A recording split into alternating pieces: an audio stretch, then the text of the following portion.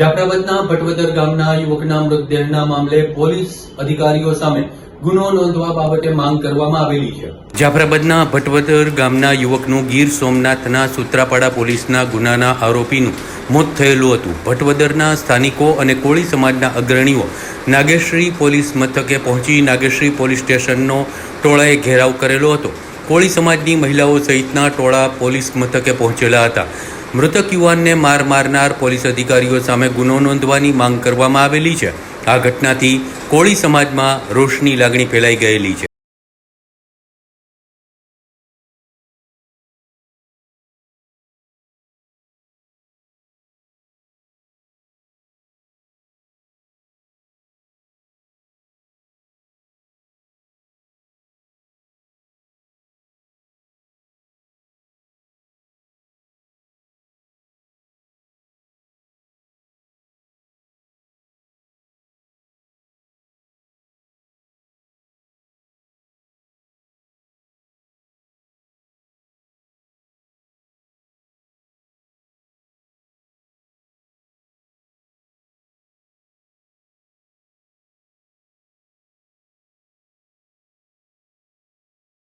ઘટના તેને શું માંગ છે તમારી?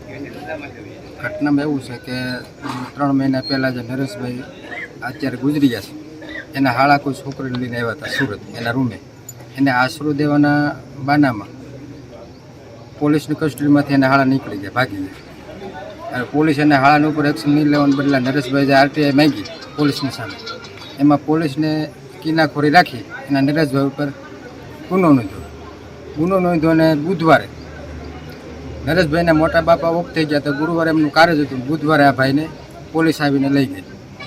અને અહીંથી પોલીસ લઈ ગઈ એ પછી હું થયું કાંઈ એમને ખબર નથી। અમારા નરેશભાઈને જીવતા પોલીસ લઈ ગઈ પણ પછી જે કાંઈ થયું અમને કાંઈ ખબર નથી। અને આજની તારીખ સુધી ડેડ બોડી નરેશભાઈની અમે સ્વીકારવા તૈયાર નથી। શું કામ કે મારા માણસને જીવતો લઈ ગયા, એમનો કોઈ એવો ગુનો હતો નહીં। એ ભાઈ પણ વિડીયોમાં બોલે છે મારો કોઈ ગુનો છે નહીં ભાઈ, મને શું કારણે લાવ્યા એમ બસ। અને જ્યાં સુધી ન્યાય નહીં મળે ત્યાં સુધી અમે લોકો અહીંયા બેઠશું અને ઓલ ગુજરાત કોળી સમાજને અમે લાવીશું। બસ આ ન્યાય મળે એ જ અમારી માંગણી, બીજું કાંઈ।